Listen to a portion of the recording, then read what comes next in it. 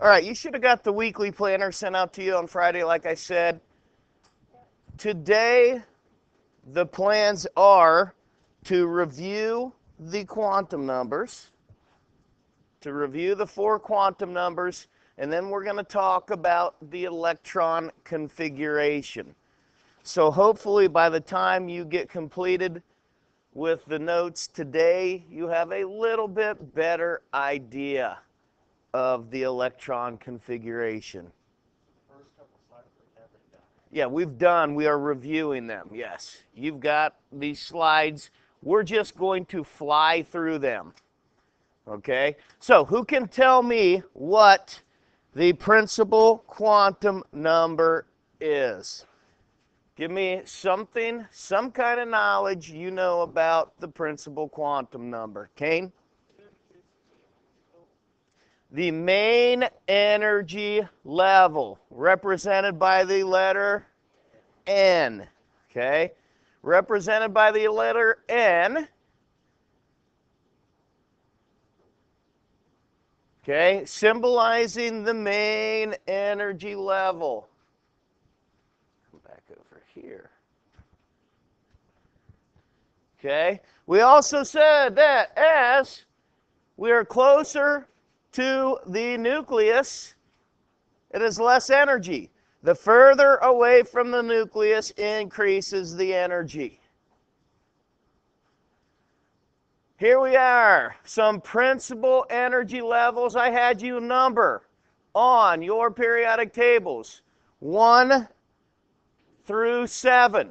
So we have 7 main energy level corresponding to these periods across the periodic table.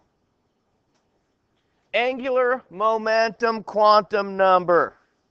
Okay, who can tell me something about the angular momentum quantum number? Just anything. Rachel?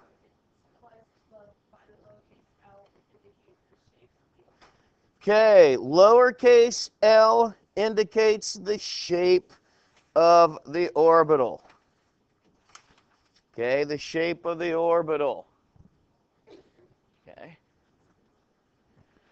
Except for the first energy level, okay, because the first energy level only has an s orbital, but for the other energy levels, we have sublevels. And we said the sublevels were represented by letters S, P, D, and F. S, P, D, and F. And we even talked about the different shapes of those. And really, remember, the only ones that I told you that we're going to worry about the shapes are the S and the PX, PY, PZ. The D and the F are too complicated and complex, so we're not going to require those, okay? We stated that when we're talking about atomic orbitals, they have the principal quantum number and the angular momentum quantum number. So you'll hear something like a 1s. So you know that it's on the first energy level. The sublevel is the s. If you would hear 2p, second energy level, the p sublevel. 3d, 4f. Okay, those are energy levels and sublevels. The magnetic quantum number. What was the magnetic quantum number? Advia?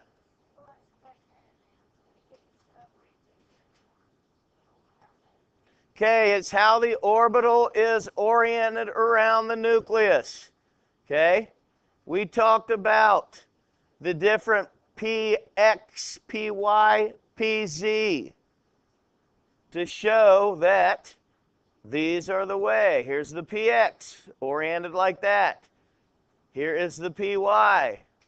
Here is the pz. And we talked about D, that there were 5 different orientations corresponding to the 5 different orbitals that D had. Anybody remember how many orbitals were on F? 7. Okay, 7 different F orbitals. And finally, the spin quantum number. What did the spin quantum number tell us?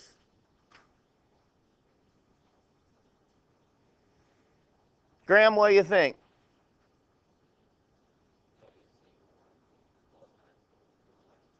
Okay, one orbital holds 2 electrons.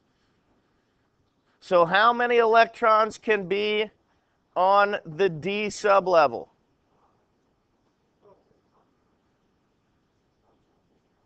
How many? 2 per orbital. How many orbitals are there? 5, so it would be 10 total.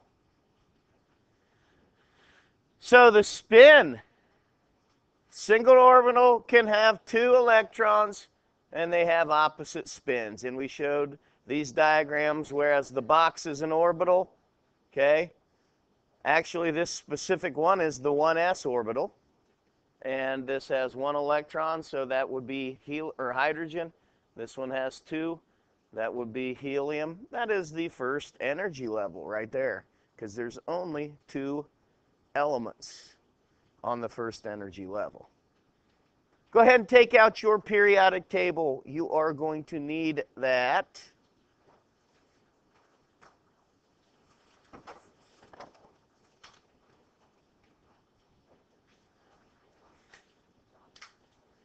Now, it would be all nice and all fun and all easy if these electron configurations just went right in order. However, that is not the case. Okay? Remember, we stated that the energy of the electrons are closest, have the least energy, and I mean closest to the nucleus, have the least energy. The ones that are furthest away have the greatest energy. Well, it does not go into the nice, neat order that we would like it to. So, we have electron configurations. The arrangement of electrons in an atom is known as the atom's electron configuration.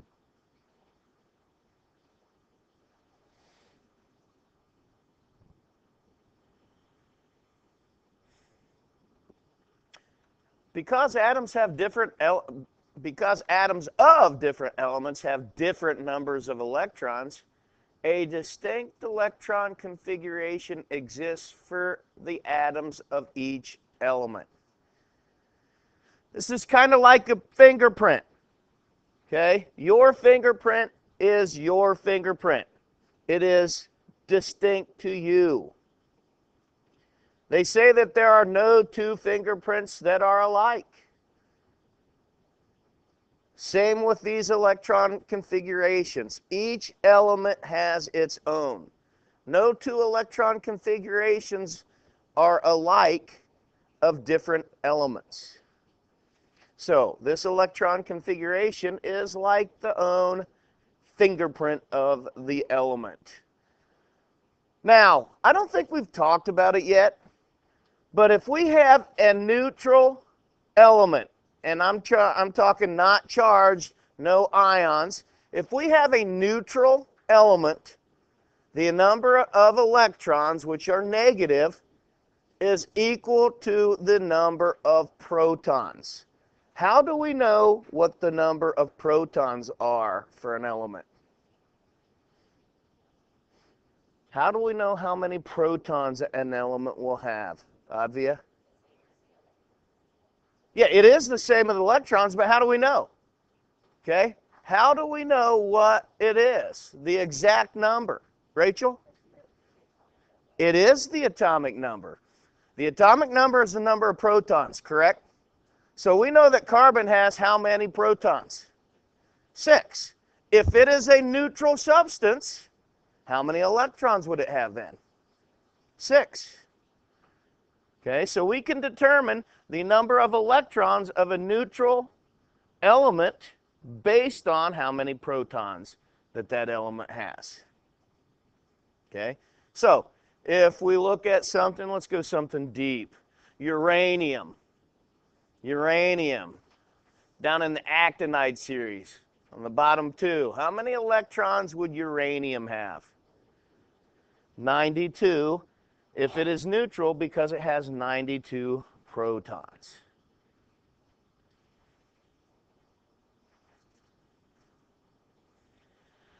Electrons are added to orbitals one by one according to three basic rules. The first rule is Aufbau's principle. Like I said, the diagram's not that important to write down. It's just showing you the overlapping that occurs. Now, Aufbau's principle states that an electron occupies the lowest energy orbital that can receive it. Now, this is the reason why these electron configurations aren't as easy as what we would think. Because, as you can tell right here, if I'm looking at these energy levels, here's the first energy level, here's the second energy level, here's the third energy level. Notice that the fourth energy level overlaps with the third energy level. So what this means is that as you're filling up orbitals, because that's what these are orbitals, the 1s orbital, 2s, 2p, 3s, 3p. Uh-oh, here comes the 4s orbital because it has lower energy than the 3d orbital. So we have overlapping between the orbitals, and that's what makes this confusing to folks. All right? This is what makes it confusing at the start, but once you get it, it's easy. All right? Once you get electron configurations, they're going to be easy. But based on Aufbau's principle, the 4s orbital is filled before the 3d orbitals are filled. The reason being, the energy is lower on the 4s than on the 3d. So, an electron will occupy the lowest energy orbital that can receive it. Now, this is just a generalized diagram because it doesn't have the 5th, 6th, and 7th orbital, or excuse me, main energies on it. You're going to see that there's a lot of overlapping, not just with these two particular ones that we have here. The second rule is the Pauli exclusion principle. The Pauli exclusion principle states that no two electrons in the same atom can have the same set of 4 quantum numbers.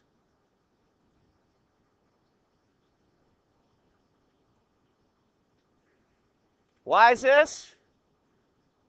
It's because the two values of the spin quantum number allow 2 electrons the opposite spins when they're occupying an orbital. So once again, we go back to this diagram. Here is hydrogen, here is helium. This is signifying that the spin quantum number, that this electron is spinning one way, this electron is spinning the opposite. So if this one, let's just say for giggles, this one's spinning clockwise, well, this one would be spinning counterclockwise. So, Pauli exclusion states that you cannot have the same set of 4 quantum numbers. Could you have 3 out of the 4 the same? Absolutely. Okay, you could have the first 3 quantum numbers being the same, but that 4th one where it says we've got opposite spins coming, make sure that we don't have all 4 of the quantum numbers being identical. So they can have 3 out of 4, but that fourth one will not. The third rule when electrons are added to orbitals is what we call Hund's rule. Hund's rule. Hund's rule states that orbitals of equal energy are each occupied by 1 electron before any orbital is occupied by a second electron. And all electrons in singly occupied orbitals must have the same spin. Now, what does that mean? Well, let me show you a little picture here. We stated that we know that the p orbital has a px, has a py, and has a pz. So I could come through and I could label all of these. You know, I could say this is 2px, 2py, 2pz. So I could label every one of those orbitals right there. Now, Hund's over here says that orbitals of equal energy. Well, these are all 2p orbitals. So they all have equal energy. What Hund's rule states is that you must have 1 electron in each one of those orbitals before you double it up. So I would add 1 here, 1 here, and 1 here. Now I'm going to show you an incorrect way. See down here where on the first orbital they have a red spin up, a blue spin down, and 1 here in the second orbital. That is not correct because that does not obey Hund's rule. This is the correct one. You need to have 1 on each of those orbitals before you could put 2 on any single orbital. This is going to come into play on WebAssign because you'll see something, and we'll do it a little bit later, something that says, you know, hey, how many orbitals are filled? Well, in this case, how many orbitals are filled? If we're looking at this, and let me see this. 2, 4, and 3 is 7. So we're talking about number 7, which is nitrogen. How did I know this is nitrogen I'm dealing with? Not because it says nitrogen there. I could have read that, obviously. What did I do? I counted my electrons. Here's 2, here's 4, 5, 6, 7. 7 electrons, that means it's nitrogen because it has 7 protons, 7 electrons. So as I'm looking at this right here, the correct way is to have 1 in each of the p's. So how many of these orbitals are filled? 2. How did I know 2 of them were filled? How many have up and down arrows? 2. Okay. This one isn't filled, this one nor this one, because they each can have 1 more electron on them. So I would only have 2 orbitals filled right here. All right. Now, let's get into some of the good juice of this. I kind of hinted the other day that, do you think it's a coincidence that down here there are 14 elements and the F can hold 14 electrons? Okay? These are the different places on your periodic table. We're not going to do so now, but if it were me, I would color code these. You know, I told you you could color code it before, metals and nonmetals. I would probably color code my periodic table in one time or another with the S block, the P block, the D block, and the F block. All right? But it's not a big deal, okay? It's not a big deal. You just need to know where these things are. Now, remember, we have 1 s orbital, okay? Or we have 1. Yeah, the s orbitals are only 1. So each orbital can hold how many electrons? 2. So right here are the s ones. We said that p We have 3 orbitals. Each can hold 2 electrons. So how many in a p? 3 and 2 is 6. You go over here and count. 1, 2, 3, 4, 5, 6. Okay? So that is the p block. D's have 5 orbitals. Each orbital can hold 2. So that 5 and 2 always comes out to 10 for me. 5 times 2, that is. Okay? 1, 2, 3, 4, 5, 6, 7, 8, 9, 10. Right there. So these transition metals, as we will call them once we name the certain areas, these are the transition metals. The transition metals are the D block. Once again, we counted out the lanthanoid and actinide series and said that there were 14 down at the bottom. That corresponds to the 7 orbitals that each hold 2 electrons. Okay, so those are the different areas. Now,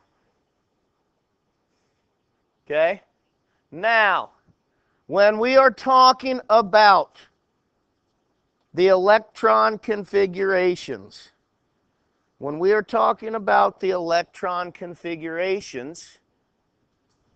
there's certain things we have to remember with the D block and with the F block. So where you write this, it doesn't matter to me, but I'm just going to show you right now that D is equal to N minus 1. F is equal to N minus 2. S and P, they're equal to N. Okay, S and P are equal to N. D is N minus 1. Okay, D is N minus 1. F is N minus 2. If you know this stuff and you know how to read your periodic table, you should be golden. We read it just like a book. We start left to right and we go across. So, the very easiest electron configuration is helium. Okay? Very easiest is helium. And I look, excuse me, hydrogen, check, hydrogen. Here's hydrogen, isn't it? How many electrons does hydrogen have? 1 if it's neutral, right? So if I were to write the electron configuration for hydrogen, I'm going to put 1. So on the 1s, and there is 1 electron, a little superscript. Okay? So if I would write 1s1, that is the electron configuration for hydrogen.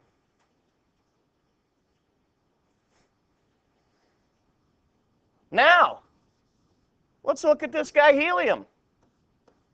How many electrons does helium have? 2, right? What energy level is helium on? 1. What sublevel? S. How many electrons?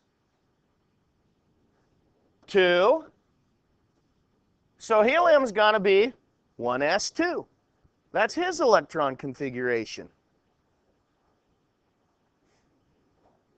Now, this seems easy, and it is easy, till we get to a little bit of that overlapping.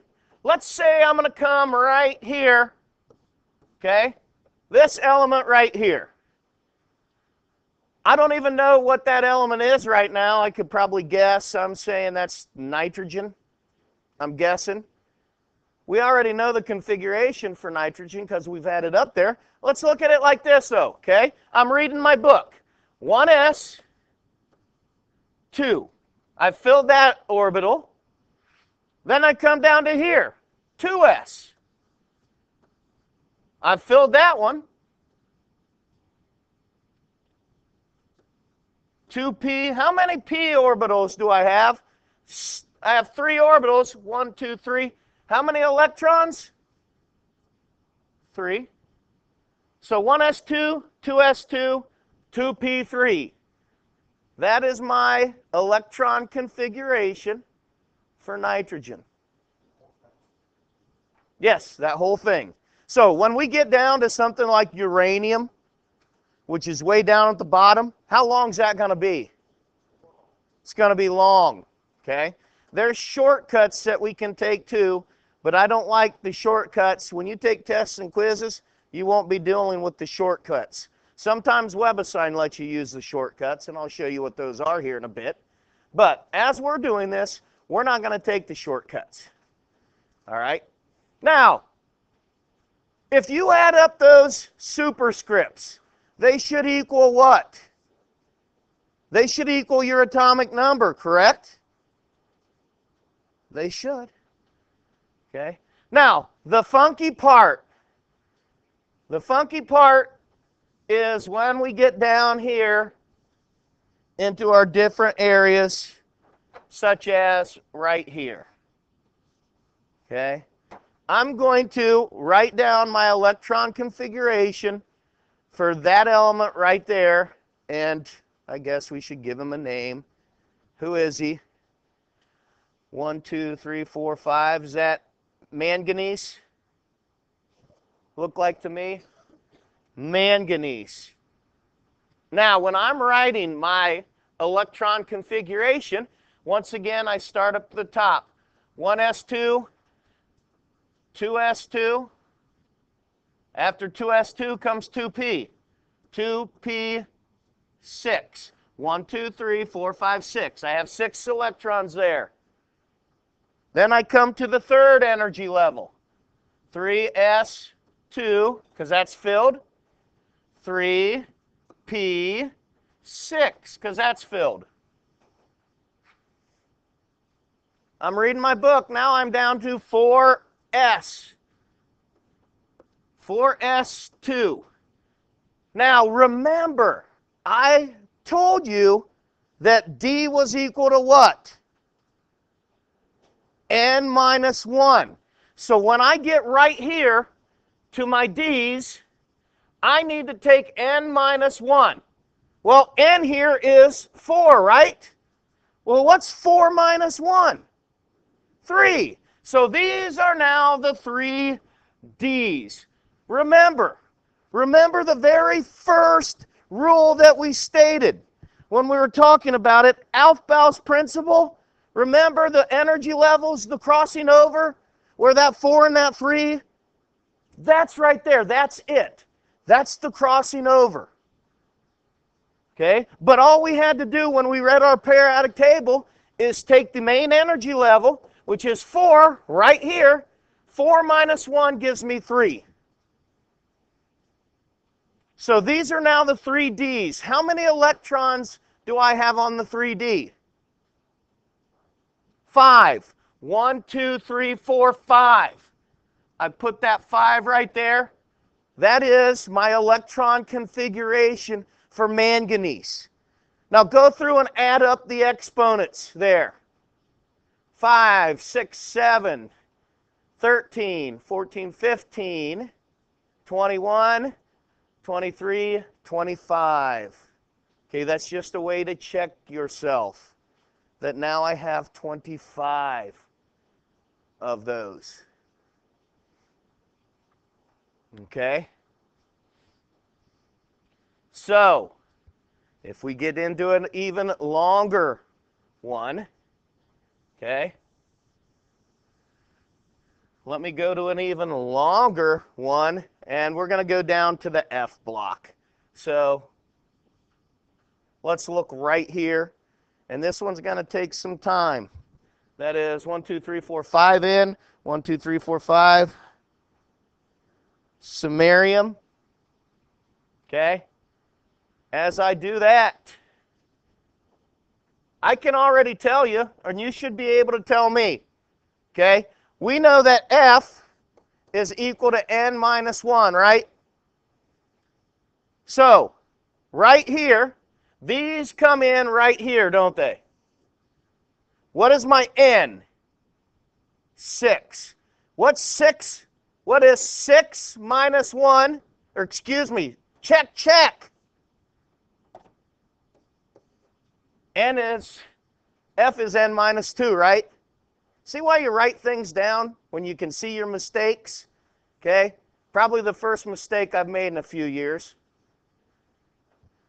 N minus 2. So what's 6 minus 2? 4. So these are the 4Fs. So I know when I end my configuration, it's going to end with a 4F something. So just like reading the book, 1S2, 2S2, 2P6, 3S2. I'm right here. What's next? 3P6. We got those filled. Now I'm at 4S2.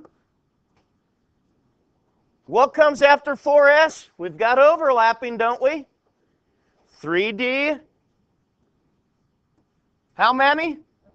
10 electrons on the 3D. What's after 3D? 4P6. Now, this is pretty easy, folks, because it's all labeled out here with what they should be. Okay, does your periodic table tell you that right there are the 4 Ps? No, you just have to remember where we're at. Okay, so I'm at 4P6, then I come to 5. I'm reading my book, left to right. 5S2, what's after 5S? 4D, 10, because D is N minus 1, remember. After the 4Ds come 5P. How many? 6 of them. Now, okay, now, here's the good stuff. Here is 6S, right?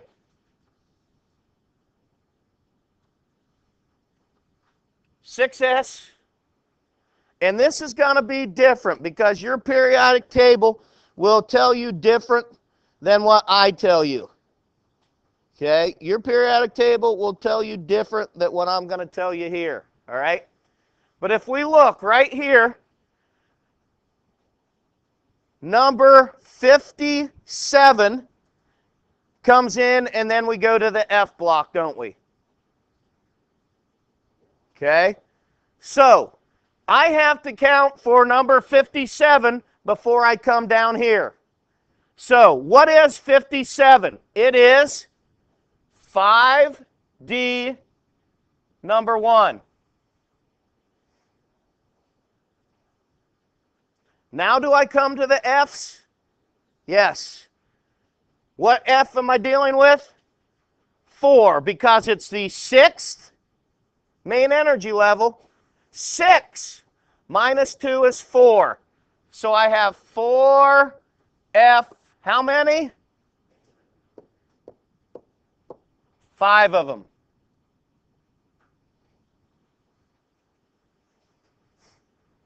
Do you understand that one little d?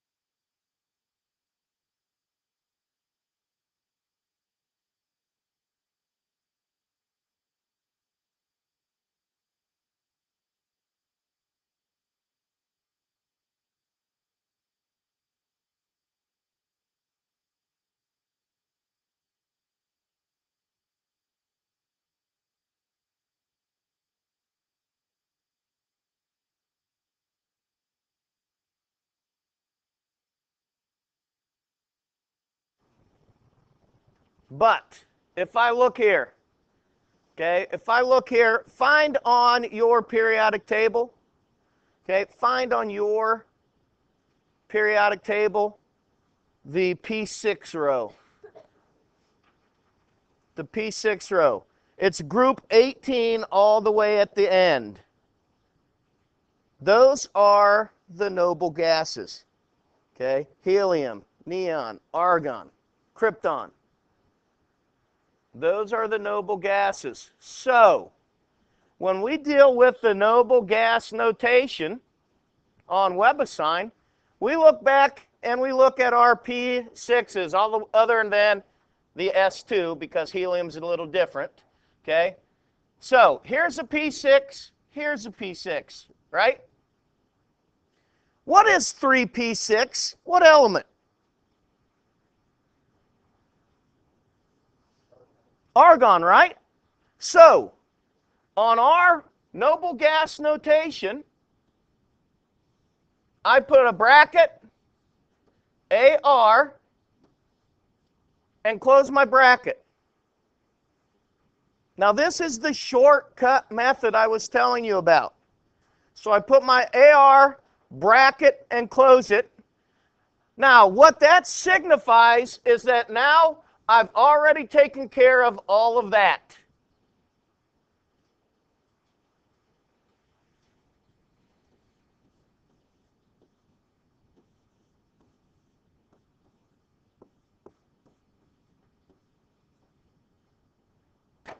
So that would be the noble gas configuration of bromine.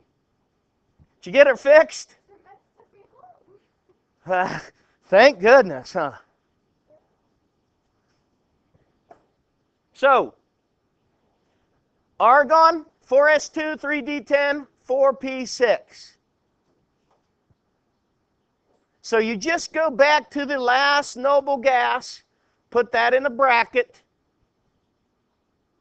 and then continue on from there. I think my next slide here is going to say that. Yep, there we go.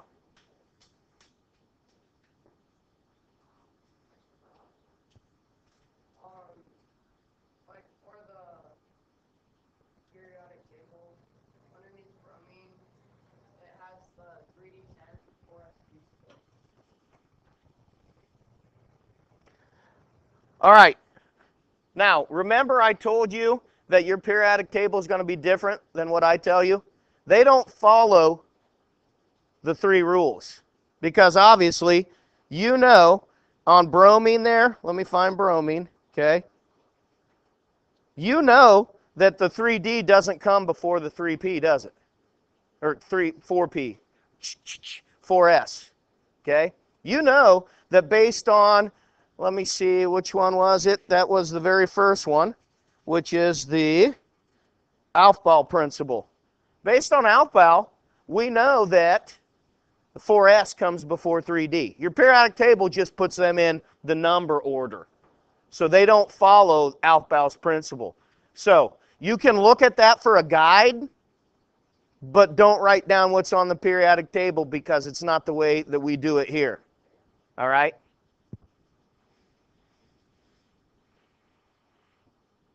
Transition metals. Transition metals. Now, you don't know what the transition metals, you don't have a name for them yet, but the transition metals are the D block. Transition metals are the D block.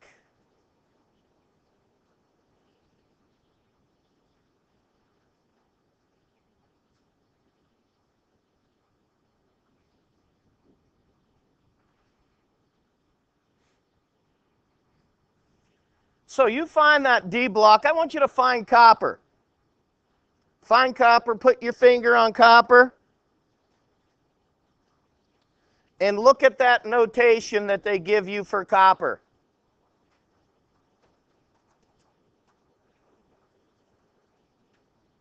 They have it backwards from what I have written. Your periodic table will put the 3s because they go in numerical order.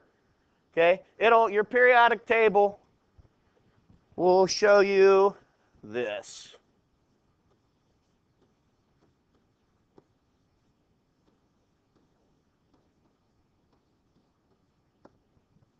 Your periodic table will show you this, right? Now, obviously, copper is not on the 3D10, is it? Copper should be a 3D9, right? Now, what is happening is, right here, when we have that S, we should have S2 3D9. But what's happening is that electron is transitioning. Whoa, whoa, whoa, back. Is transitioning from S to D, S to D, S to D. It's bouncing back because the energy levels, okay, they're so close in the amount of energy that it transitions between the orbitals.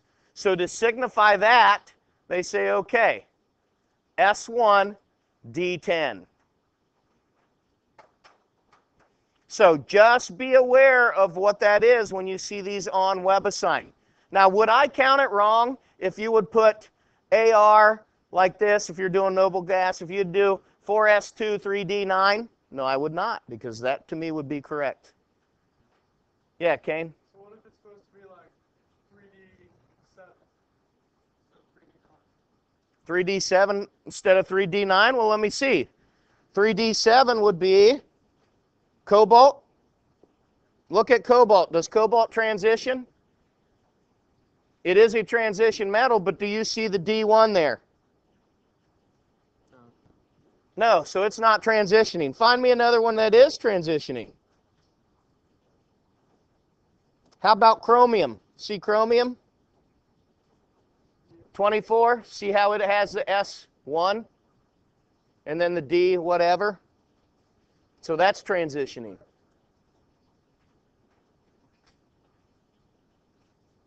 So not all of them are transitioning back and forth.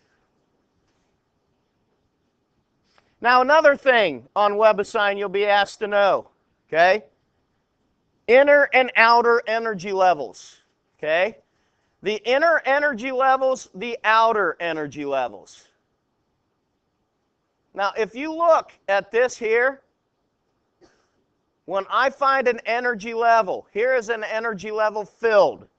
So energy level filled corresponds with, other than the first one, because the first one is filled with a S2, wherever there's a P6. So here's an energy level, here's an energy level, here's an energy level, here's one, here's one.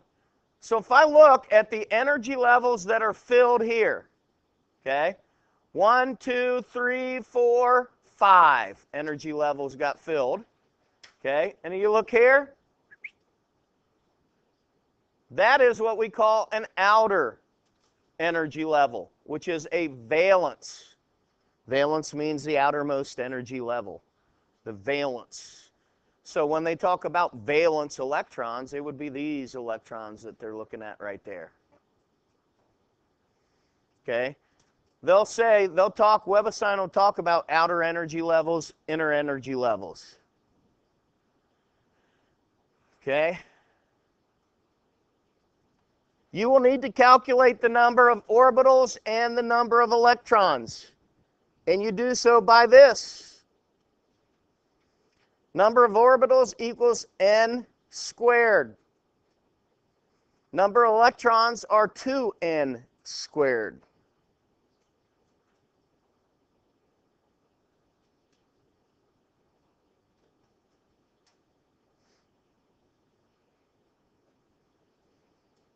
So, if I would ask how many orbitals are there on the second energy level, well, what is 2 squared? 2 squared is what? 4. So there will be 4 orbitals. How many electrons would that be? 4 orbitals times 2 is 8. 8 electrons, 4 orbitals.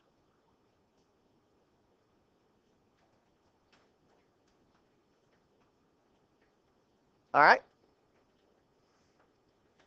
Now that's all I have for you today. If you want, take some time now to color your periodic table how I told you to color it.